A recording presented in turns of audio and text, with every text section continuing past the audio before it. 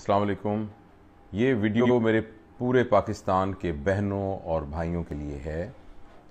एक बात हर तरफ फैली हुई है कि मरीज़ को हस्पताल न लेके जाएं, कोरोना के मरीज़ को, क्योंकि वहाँ जहर का टीका लगा के मरीज़ को मार देते हैं।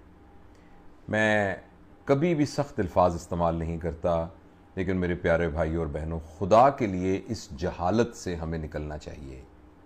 देखिए, दुनिया में प्रोफेशनल नेग्लिजेंस होती है और लोग चीज़ों में मिलावट करते हैं, लोग अपना काम दफ्तरों में सही नहीं करते, डॉक्टर भी निगलेक्ट कर सकते हैं, इस तरीके से और तरह की नेग्लिजेंस होती है। लेकिन कुछ नेग्लिजेंस ऐसी होती है जैसे जहाज़ के पायलट की नेग्लिजेंस होती है। अगर जहाज़ का पायलट नेग्लिजेंस करेगा तो सबसे पहले वो खुद मरेगा। इस वक्त डॉक्टर, नर्सेज, पैरामेडिक्स की हैसियत जहाज़ों के पायलट की हैसियत है। अगर कोई प्रॉब्लम होगा तो उसमें सबसे पहले वो खुद बेचारे जो हैं उसका विक्टिम होंगे और उसका शिकार होंगे। मैं आपको पूरे यकीन के साथ दिलाता हूं कि इस वक्त कोरोना की इस वॉर के अंदर अगर कोई फ्रंट लाइनर है, मैं ये नहीं कह रहा कि पॉलिसी मेकर पॉलिसी नहीं बना रहे और एडमिनिस्ट्रेशन काम नहीं कर रही, मगर वो सारे के सारे पीछे बैठे हुए हैं। जो सीधा का सीधा यानी जो एक फायर लाइन के अंदर है, जो कोरोना को अपने हाथों के साथ और अपने जिस्म के साथ उसको हैंडल कर रहा है, वो सिर्फ डॉक्टर्स हैं, नर्सेज हैं, पैरामेडिक्स हैं, सपोर्ट स्टाफ है, लैब लेबोरेटरी के लोग हैं, वो जो डायरेक्ट हेल्थ वर्कर्स हैं वो है। ऐसी सूरत हाल के अंदर हम अपनी बेवकूफ़ी की वजह से और बगैर एहतियात करने की वजह से हमने इस वायरस को पूरे पाकिस्तान में फैलने दिया। फिर ईद के दिनों में पता नहीं हमारे ऊपर क्या पागलपन का दौरा पड़ा कि हमने वो जूतियां नहीं लेने के लिए और चूड़ियां नहीं लेने के लिए और कपड़े लेने के लिए एक पूरा का पूरा एटम बम फोड़ दिया इस वायरस का। उस सारे की वजह से बीमारी इस कदर फैल गई। फिर हमें अकल नहीं है, माफ कीजिएगा मैं बहुत सख्त ज़बान इस्तेमाल कर रहा हूं जो मेरे मिजाज का हिस्सा नहीं है, कि हमें इस बात की अकल नहीं थी कि हमने एक प्रॉपर मेडिकल केयर के अंदर अपने आप को रखना है। हमने उन पेशेंट्स को खराब होने दिया और उसके बाद जब वो पेशेंट सीरियस हालत में, टर्मिनल हालत के अंदर अस्पताल में आते हैं तो एक आम खबर होती है कि आईसीयू में लेके गए, अगले दिन लाश लेकर आ गए। भाई, उस वक्त पेशेंट उस स्टेज के ऊपर है जिस वक्त उसके फेफड़े बिल्कुल एक स्टिफ हो चुके हैं और वेंटिलेटर भी उनको सांस नहीं दे सकता।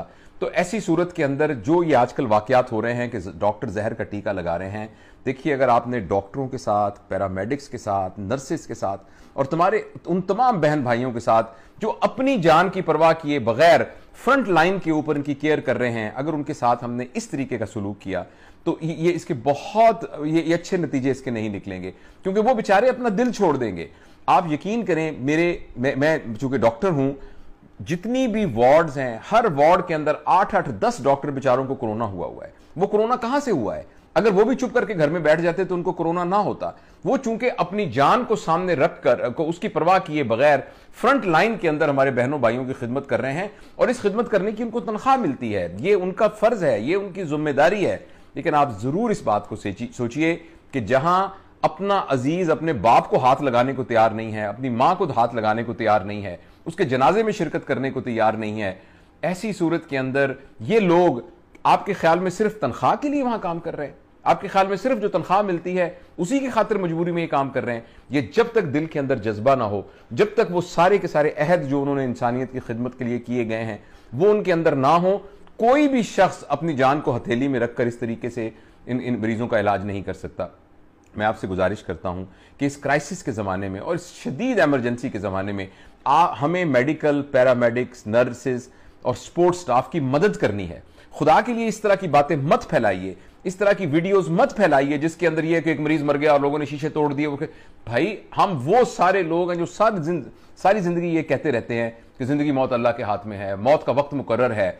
लेकिन ऐसे हालात के अंदर आप एक हकीकत पसंदी के साथ बीमारी की नौयत को कैसे सोच सकते हैं? मैं हमेशा अपने मरीजों को यह कहता हूं कि अगर मैं जिंदगी बचा सकता अपने 40 साल तजुर्बे के बावजूद और इतनी सारी डिग्रियों के ढेर के साथ, तो मेरी मां और मेरे वालिद दोनों मेरी आंखों के सामने दुनिया से न जाते। मैं उनको मैं मरने से बचा लेता। तो जिंदगी मौत तो इंसान के हाथ में नहीं है, अल्लाह पाक के हाथ के अंदर है। लेकिन डॉक्टर अपने तौर पर, ठीक है, कुछ लोग होते हैं हर प्रोफेशन के अंदर जो थोड़े बहुत ढिल्ले होते हैं, मगर अक्सरियत अपनी जान हथेली में रख के ये काम कर रही है। तो मेरे वो सारे बच्चे, मेरे तो ज़ाहिर बच्चों की उम्र में ही हैं, यंग डॉक्टर्स, नर्सेज, पैरामेडिक्स, जो आप सबकी खिदमत के लिए मौजूद हैं, खुदा के लिए उनका दिल मत तोड़िए, खुदा के लिए इस किस्म के कलमात उनके लिए इस्तेमाल ना कीजिए।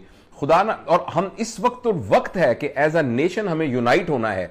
इस वक्त हम तबकात में बढ़ जाएं, डॉक्टर खराब हैं, नर्सेज खराब हैं, फलां खराब है, फलां खराब है, सियासतदान ठीक नहीं है, फलां ठीक, यही तो वो वक्त है जिसमें कौमों ने इकट्ठे होना है और वातसिमू बिहब्लिल्लाहि जमीअन वला तफर्रकू वाली कुरान की आयत के ऊपर अमल करना है, ताकि फिर अल्लाह ताला की वो रहमत जो कुरान की आयत के साथ मुतल्लक है वो हमारे ऊपर उतरे।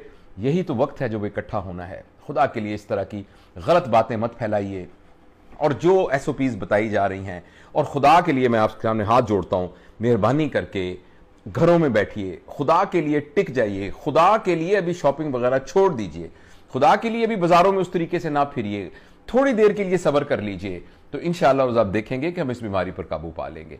मेहरबानी करके इन बातों को जरूर अमल कीजिए। मैं बहुत ही दुखी दिल से ये बात कर रहा हूं। मैं अपने 2 बेटों को, बल्कि 3 बेटों को, डॉक्टर मोहम्मद अरमगान जो कि one of the finest surgeon है, मेरा ट्रेनी है, वो मेरा बच्चा है, मेरे अपने बेटों की तरह है, वो जो है वो बहुत मुफीद इंसान है, हज़ारों लोगों को कि उसने ऑपरेशन किए, हज़ारों लोगों को वो सर्जरी सिखाता है। वो एक छोटे से कमरे में बेचारा क्वारंटाइन होकर कोरोना के साथ लड़ रहा है। मेरे जो 2 रियल बेटे वो उसके यानी क्वारंटाइन के अंदर हैं। हम खुद मतलब इतने लोगों को, अपने अजीज़ो वकारब को देख रहे हैं। इस सारे में हम सबकी कौमी जिम्मेदारी है। मेहरबानी करके घर में रहिए। यकीन करिए कोई जहर का टीका नहीं है, किसी किस्म का कोई जहर का टीका नहीं। जो कौन लगाएगा जहर का टीका? आपके ख्याल में किसी को जहर का टीका लगा के कोई रात को सुकून से सो सकता है? आपके ख्याल में इंसान इतना बेजमीर हो सकता है कि किसी को खुद मार देगा? तो इसलिए मेहरबानी करें, इस किस्म की अफवाहों से बचें, और इस तरह की कोई बात आती है तो खुदा के लिए उसको ना फैलाइए। ये वो वक्त है जहां हम सब ने इकट्ठे होना है। अल्लाह हमारी मदद करे।